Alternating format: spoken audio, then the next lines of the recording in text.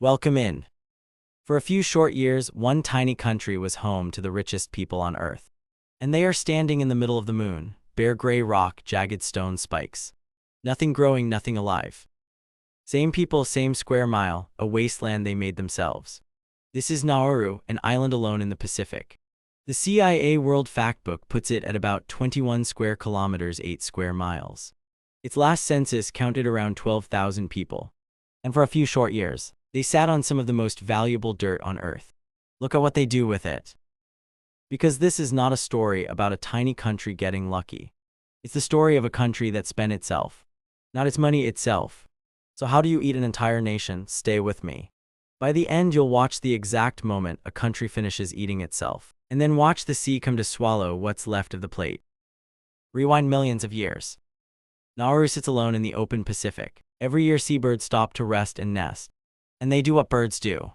Layer on layer of droppings piles up, hardens over ages, turns to stone. Phosphate rock, one of the finest fertilizers on Earth. The stuff that greened farms across Australia and New Zealand. Nauru's own ground, feeding everyone else's fields. The island is, almost literally, made of money. And in 1888 someone notices, Germany annexes it. Then after the First World War, Britain, Australia and New Zealand take over the phosphate and ship it out, paying the islanders who actually live there a pittance. For decades, foreigners dig up the money and sail away with it, until 1968. Look at that date. Nauru becomes independent, and for the first time, the people who live on the money island get to keep the money.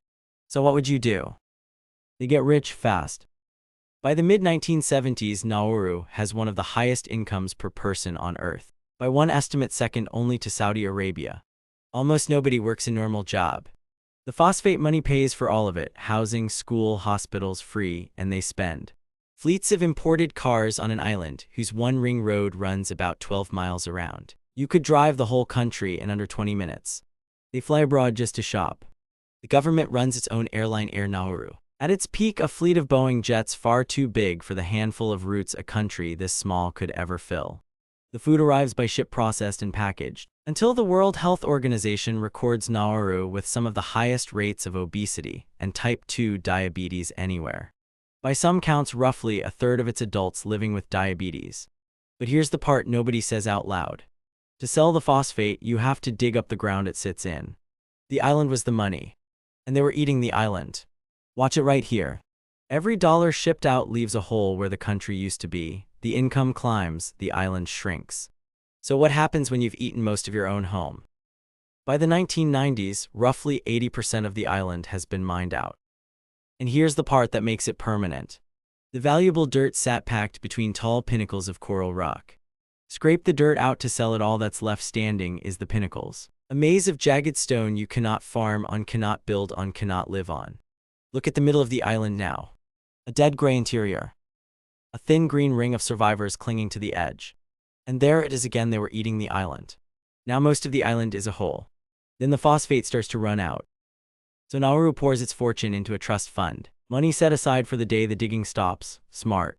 Except the fund gets sunk into one disaster after another, including in 1993, bankrolling a West End musical about Leonardo da Vinci that closed within weeks of opening.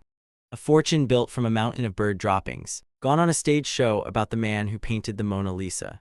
A fund once reported to be worth over $1 billion.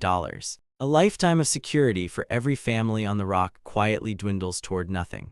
So now you're broke. Your soul is stone. Your one export is finished. What do you sell when you've already sold the ground itself? You sell what's left. First, Nauru becomes a tax haven, a place to register a bank you will never visit. Around 1998, it turns into a laundromat for dirty money, with one estimate from Russia's own central bank of some $70 billion of Russian cash washing through shell banks registered on the island. Look at that number. If it's even close, then spread across 12,000 people. Nearly $6 million flowing past every man, woman, and child, and not a cent of it theirs. You could open one of those banks by post, no office, no staff, no questions. Then Nauru rents out the one thing it has left: space. From 2001, again from 2012. Australia pays it to host an offshore detention camp for asylum seekers Australia refuses to let in. Read that back slowly. An island that got rich shipping out the world's fertilizer ends up warehousing the world's unwanted on the ruins of the country it already destroyed. So who's to blame?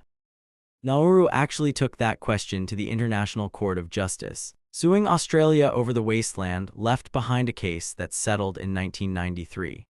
But this was never only about colonizers. It's about a pattern with a name: the resource curse. When your whole economy is one thing you pull out of the ground, you never build the boring stuff, the farms, the factories, the future. Because why would you? The money is right there until it isn't. They were eating the island, and the island does not grow back. And here comes the cruelest turn of all.